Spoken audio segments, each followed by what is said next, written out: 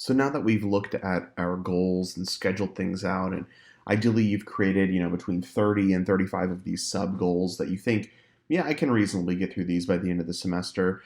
Let's just talk about three key ideas that I think are going to be absolutely essential for your success with a large scale project. Remember, this class is technically two sections, so you're supposed to take one after another. You're supposed to be working on the same project throughout, so you have 14 weeks or 15 weeks rather to work on this thing rather than just seven. But I think it's important that you really hear these key pieces of advice throughout that whole time span. So always keep these in mind, whether it's this first kind of beginning prototyping area or it's that second 7 weeks. So first, organization is key. Absolutely think about how you organize all the material that you're getting. All the material. That means whenever I get a file or an image that I like, so if I find an image that interests me, I immediately throw it in a folder, right? I throw it in that project folder that we talked about week one, and I save it and I have it captured. It's essential that you always have a way to, quote, capture the content around you. Okay, whenever you're out walking in the neighborhood and you have your phone with you and suddenly you think, oh my God, I love the red of this tree, take a picture of it and you're good to go, right? Have something to capture all that content, a notebook, your phone, right? Voice memos, there's all these different methods, but you need to keep those things organized. It's essential that whenever you capture something, it doesn't just stay in a captured, right? A captured sort of folder, all right? That it eventually moves to a useful place. This is part of the GTD or getting things done philosophy that has been around for years and years and years in corporate America as well as the design world. But think about, okay, I've captured something, I've written a note, I've taken a little idea, move it to a useful place. If you even have 20 minutes a day that you can devote to going through that captured folder and seeing all of your ideas that you've had throughout the day, that will be such a valuable time because you can extract the important information from those ideas, from that captured material and say, okay, this is what I need to use for my project.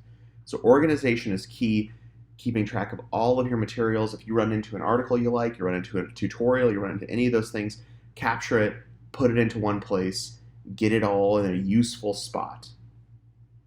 The next key information is to listen to others, right? Critique is king. That's the phrase that I like to use. It is absolutely essential that you listen to other people in this class, including your professor as well as your classmates. Whenever we work on large-scale projects like this, we get totally lost in the weeds. It's just a natural thing that happens, and it's hard to get perspective. You might work on a design for 100 hours and think, oh God, it doesn't really look that good. Get some feedback from other people. They might say, this is the best design I've ever seen, but you're just totally lost in it because you've worked on it for so long. I talk about this a lot in my other classes, but even the most interesting things start to look dull whenever you spend too much time with them, right? It's like talking about, beautiful sunsets or mountains or things like that. If you live in Denver, you get tired of the mountains eventually. It's important to think about bringing in outside influences from a variety of sources to look and examine your work and give you valuable feedback that you can actually utilize, right? So listen to others. Critique is king.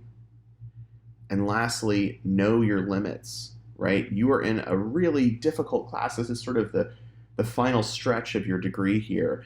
Know your limits. Don't propose something